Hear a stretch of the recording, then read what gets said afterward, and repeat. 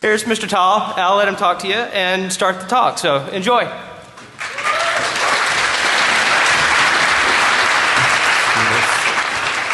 Working. Great. All right, good morning. Good morning, everyone. Good. I'm getting an interactive audience. Good. So this talk is titled I Hunt TR69 Admins. Let's get it started out. So, just a quick disclaimer here. Corporate legal wouldn't let us, actually do lots of this stuff, but you'll see. So, first of all, I'd like to credit my personal role model, which is InfoSec Taylor Swift, for providing inspiration, and words of wisdom, which I've tried to incorporate into some of the slides. So, yeah. But seriously, if you're not following this account, you should, because it's hilarious. Okay, so, an obligatory, who am I? My name is Shachar Tal. Yeah, such profile pic, much coolness, very professional. I have an amazing wife and daughter waiting for me back home. I've just spent just almost 10 years as an officer in the Israeli Defense Forces. Last year I joined Checkpoint, where I lead a team in the Malware and Vulnerability Research Group. We occasionally do some interesting things, and hopefully you'll get to see more of us this year. So this is my right leg. Can you see that? Okay. This is my right leg. My left one has a hexadecimal dump. And if you want to see it, just come after the talk. So starting off with an agenda, I'm going to give you an introduction to what TR69 is, okay? And, I'm going to tell you why you should care. I'm going to try to give you a sense of what the landscape feels like. We'll move on to show a few examples of Pwnage and conclude with a short summary. So, just beginning with, residential gateways, sometimes referred to as home routers or SOHO routers. And we all know that this is an incredibly unprotected domain. In recent years, it just gives us more and more good examples of that. So we had the internet census, which showed us that there are literally millions of devices out there waiting to be controlled with default passwords. We've seen Rapid7's great coverage of UPnP exploitation last year, showing us that it's also quite easy to run code in so many devices. We've also seen campaigns targeting these devices for criminal activity. And there are really too many to mention, but some of these guys, maybe some of them are actually here, have been doing really great work, demonstrating really what is the state of affairs of this domain. And I'm here to kind of extend this notion. So what is TR69? TR stands for Technical Report, which is kind of like an RFC. And contrary to what you'd expect, the title and numbering were not given by a giggling teenager, but a more or less respectable body called the Broadband Forum, which was previously known as the DSL Forum or the Frame Relay Forum. And they're basically known as, they're a consortium of many players in the broadband market, and they're attempting to find standards and common goals. So in 2004, they released the CPE WAN Management Protocol, and which is CWMP, or more commonly referred to as simply TR69. And the specification went through 5 amendments, actually, latest of which released late last year. And to tell you the truth, it's a pretty boring 228-page document filled with, fancy words like mechanism specifications or schema definitions. And they actually describe pretty simple things. So let me try and summarize 200 pages for you. This is how TR69 sessions or provisioning sessions work. Okay, on the right side, we have the CPE, which is the TR69 client. That's your home router. On the left side, you have the TR69 server, which is called an ACS, or an auto configuration server. And they talk in basic SOAP RPC, which is XML over HTTP, and it's that simple. it's important to mention that the client always initiates the session, which is a single TCP connection over which our RPCs are made back and forth. The client begins with an inform, which is stating the reason or why is this session initiated. And the ACS follows with provisioning functions such as get parameter values or set parameter values. It really is that simple. And there is a dual authentication mechanism. The CPE should make sure it's talking with the verified ACS, and the ACS should only accept sessions from authenticated CPEs. And here's a quick example, just to get you up to speed. This is an ACS set parameter value call for a certain CPE. And this is in fact, let me see if I can, yeah. Okay, so this is set parameter values call. And this is assigning a new value for the management server URL key, which basically means this is updating the configure ACS URL for this device for ACS supersecureisp.com, whatever.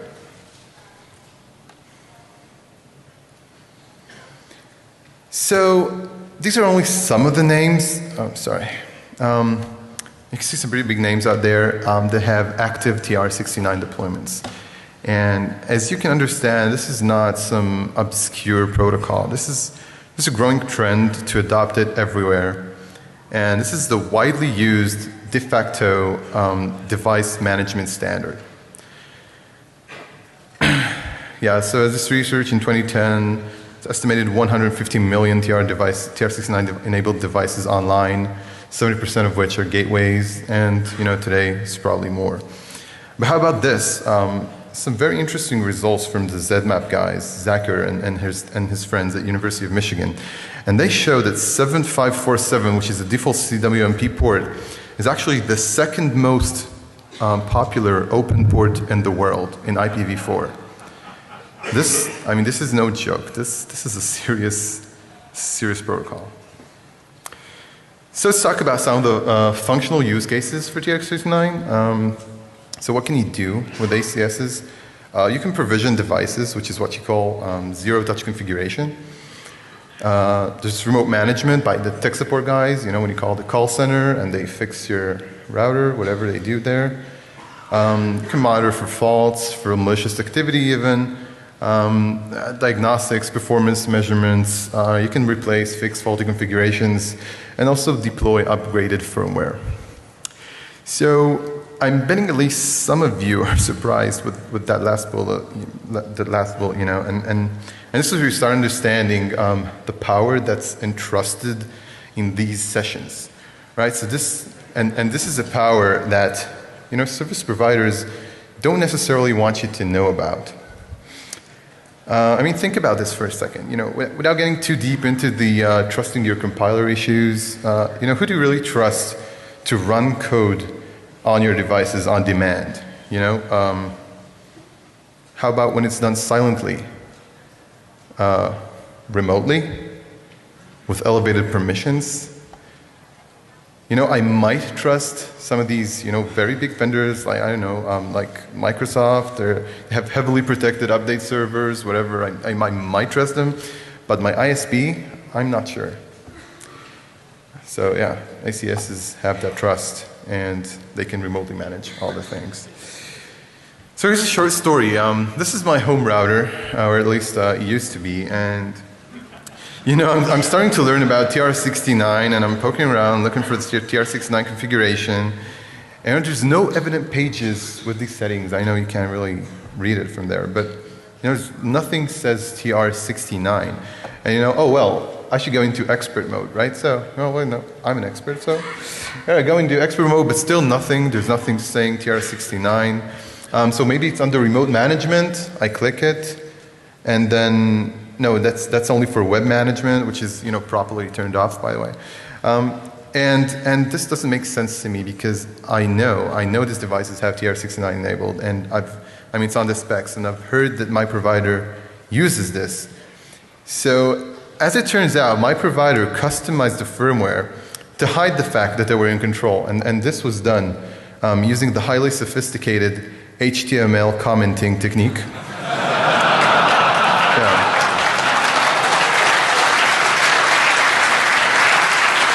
So you know, I enter a URL, and then there I get the details, and I have the setup screen. And you know, suddenly I see that there is no legitimate way to turn this off. So the disabling the informs is just like the periodic hello messages. I mean, it still has no real effect. What you actually could do is change the ACS URL, but never mind about that. So, you know, in a later firmware version, they actually changed this page to be, you know, just a status page. Now there really is no legitimate way without, you know, getting a root shell on your device to turn off TR69. And so the point is, you know, someone out there knows that they have a lot of power in their hands, and they clearly don't want me to know about it. So, with that context in mind, let's take a broader look on TR69 architecture. And, sorry. Again, on the right side, we have the CPE, the client, which can also act as a proxy for many other home devices, such as VoIP phones, NAS devices, setup boxes, whatever wants to be controlled. And on the other side, we have the ACS. That's the, you know, the one server that's in control. On its northbound side, it is attached to ISP internal assets, like the, I don't know, OSS, BSS, billing, policy, the call center, of course. And the southbound interface is where the CPEs go. So, wait, what? There's a single machine in this design, you know, that's in control of an entire fleet of devices for that ISP, which would make it, in fact, the single point of ponage. So if ever there was a high-value target in an ISP, that would be it. Luckily, the southbound interface is using the most trusted and secure line that you can think of, which is the public internet. So, you know, looking at this from the APT or, you know, nation-state attacker's perspective, so you can take control of this one target, one accessible target, and you're in complete control by design over millions of devices. This is like, that's the NSA's dream right there. So, now that we all understand that TR69 is very powerful, what could you actually do if you had control of an ACS? I see my shot coming up. So I'm just going to pause for that 1 sec. It's very dramatic. It's very dramatic. You can keep going. Okay, I'm going to keep talking. All right. So what could you actually do? I see you've already taken your shot. I apologize for that. It was a long night. You know, I copied all those Swift on security quotes like last night. So what could you actually do if you had control of an ACS? You know, and that's a big if for now because we don't know how protected this is. But you can actually get private data. You can get the SSIDs, you can get the host names, MAC addresses, you get the usernames, you can get phone numbers. With some vendors, you can get complete configurations, including passwords. You can set every parameter. You know, starting with the classic DNS change, right? We all know that one. You know, but you can go for more sophisticated stuff, like adding new hidden Wi-Fi. Shutting up.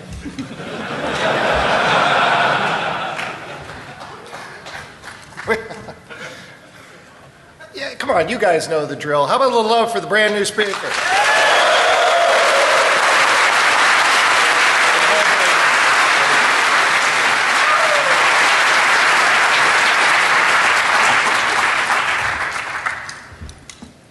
Scumbag ACS? Yes, sir. What would an attacker do if... Hold on. Maybe I should attend this talk. That's right. This is a place right there. Okay, so you could add a new hidden SSID. You could add like a new Wi-Fi to that router and just connect to it whenever you're around. Or you can even replace the WAN service with an Tyco-controlled tunnel. You could download logs, configuration, firmware from the device, and you can actually go all the way and custom bake your own firmware for all the clients of that. I mean, you can do this selectively. You can do this for everyone. This is crazy abilities. So now, we understand this is a critical component in modern internet infrastructure. And with this understanding, let's go out and research TR69. So, a couple of things popping up at Google when you look it up. And, there's Luca, which is the main developer for free CWMP. And it's an open source TR69 implementations. But his talk is mostly about interoperability issues, and much less about security. And just a nice blog post by these guys, 3S Labs, and they actually made some few good points, but they never followed up with anything afterwards. And that's about it. And I mean, when we were seeing this, we were really surprised because, this is why we think that this talk is so important, because no one is talking about this shit, and this is important. We think more people should, and hopefully you guys will. And so why is that? And the problem is that this is software in a niche market. So this is service provider world. This is out of most consumers and researchers' reach. Where's the TR69 community, right? I mean, are there like TR69 parties out there? I don't know. If I'm not invited, maybe I should. I don't know. I mean, how there's a subreddit for everything? I mean, nothing for TR69. This is, we were looking for this, a TR69 media outlet, something that covers, TR69 happenings. And you know what? Apparently there is one. So this is actually a website called TR69 Central. It's a WordPress blog, and don't laugh about it because they have 16 followers on Twitter. Yeah, and let's see if I can. Yeah, they're following 23 people, including me. And of course I'm kidding, because they actually do a decent job of covering TR69 happenings, and they have independent reviews and such. But and when I say they, I mean a pretty nice guy called Max, and they compiled a list of ACS vendors, some smaller names, some bigger players, and we start browsing the vendor sites. As you go along, you get this certain feeling. So let me try and show you what I mean. Let's hope this works. Wait.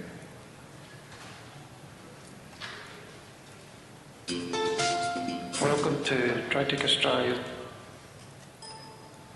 Oh, really? This presentation on Bigger ACS SI, the latest offer from DryTech for TR-069 based auto configuration service. This is great music, by the way.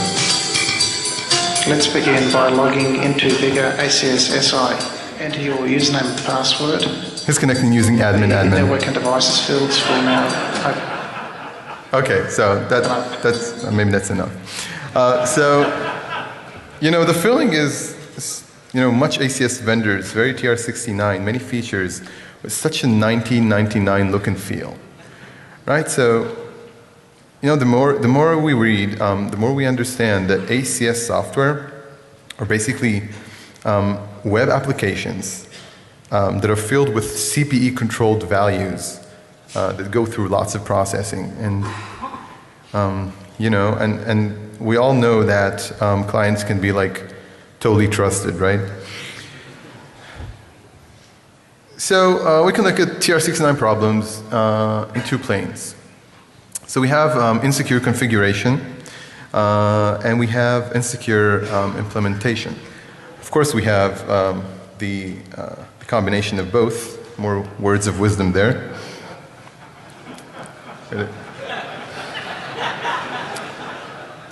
So how do you find ACSs in the wild? So first off, you can hack a single router, right? We all know that's kind of easy, and then you just get the ACS URL and you have one. But you can do more interesting stuff like, scanning. ZMap, mass scan for the win. Well, just the last talk, I'll have this work. Scanning 7547 and friends. There's also UPnP endpoints, which are a lot of fun, actually. And there's public data sets you can search in, like the Internet Census and the DNS Census. Of course, there are some fun Google dorks if you're looking for a specific product. And of course, you can also go for, let me show them that for you, and look for interesting stuff there. But anyway, there are vulnerable ACSs online, I guarantee it. So how is ACS authentication performed? So SSL is recommended, which means that a whole bunch of lazy ISPs, avoid the trouble and just go with the shared secret, which is HTTP authentication, right? So either basic, digest, whatever. And we've actually done a little survey. We've collected a few hundred ACS URLs belonging to a few hundred ISPs. And would you like to guess how many of those were using HTTPS or SSL? So, yeah, here we go. So 81% were actually not encrypting any of this, super critical provisioning sessions.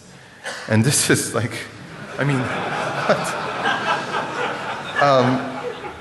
What that means? That, all it takes is one freaking, NSA quantum packet, single quantum TCP packet to take control of a provisioning session and give you a new firmware or change any of the other parameters which is described.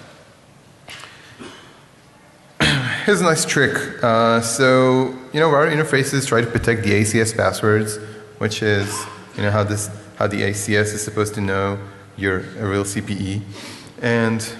But as I've mentioned before, they allow you to change the ACS URL, which basically means that you can change it to a web server that you control and, even downgrade to basic authentication and just make it even easier to parse. So, yeah, nice trick. So let's talk about certificate validation. And the technical report states that if TLS 1.2 is used, then the CPE must authenticate the ACS using an ACS provider's certificate. That sounds reasonable. That actually sounds right. But this is how I imagine that this was perceived in most ISP management forums. And as a little field test on this is obviously a fake certificate, right? It's a self-signed certificate that we just created for testing purposes. And so you claim to validate SSL certificates, but the fact that you accepted my self-signed one determined that that was a lie. Yeah, so first Picard facepalm for the day. So let's run through a short recap until this point. So I hope you're convinced that TR69 is dangerously powerful, and that TR69 servers are high-value targets. And we've also seen that actual proof that a lot of implementations just aren't serious enough. And now we're going to take it to the next level. So at this point, I have to apologize in advance, because we wish we could have given some more details in some of the following slides. But however, we do realize that there are many unpatched instances out there, and we don't want to make it too easy for the bad guys.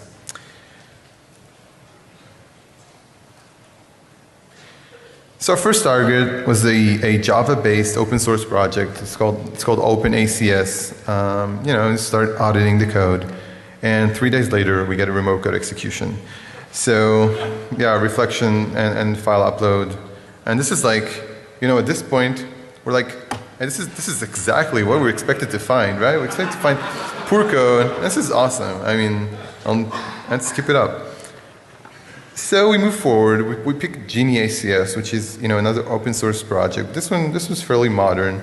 It's under active development. It's running Node.js, MongoDB, all the new hip stuff.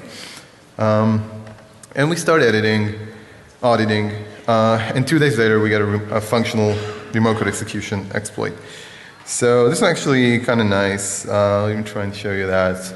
So this is a regular expression that's, you know, filtering out bad characters in an input that follows to JavaScript's eval. But they forgot the G at the end of the regular expression, meaning that you put in one bad character and it just removes that unless you do whatever. And the real bad thing is that this is running as root. No JS servers. Yeah, this is bad and lets you dump like Etsy Shadow and stuff. Yeah. That would be our faces when we saw this. Moving on, some more Pwning. So here's some green text for you. Be scanning IPv4 for Genie ACS. And we detect an instance, a vulnerable instance, in a Middle Eastern ISP. And when I say Middle Eastern, I'm talking about a major, very Muslim state. And you know, the northbound interface is exposed, which means the internal API, you can actually make calls to the internal API, which means that we own that. And then we're like, you know, facepalm. But OP actually delivers the vulnerability report. And the ISP support center was not thrilled with an Israeli calling about vulnerable infrastructure. But,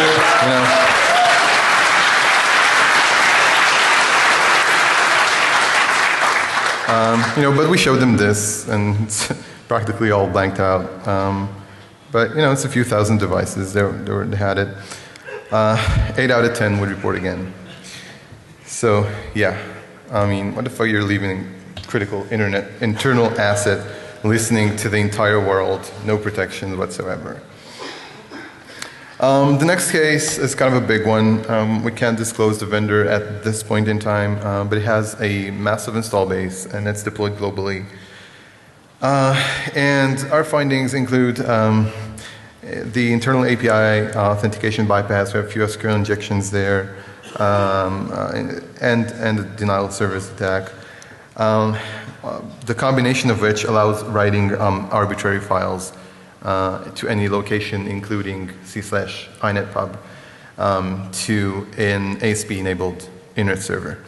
So, you know, remote code execution, right? And we went ahead and contacted one large provider to test this with permission. And eventually, we ended up owning just over 500,000 devices. And this is, you know, in a major ISP. And this is just an example provider. We just picked one.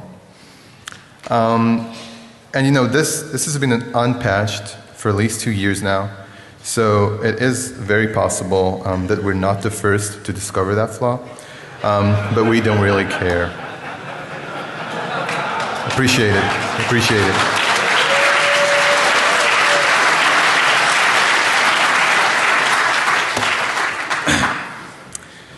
So, you must be asking yourselves, what can I do? I mean, what can I actually do?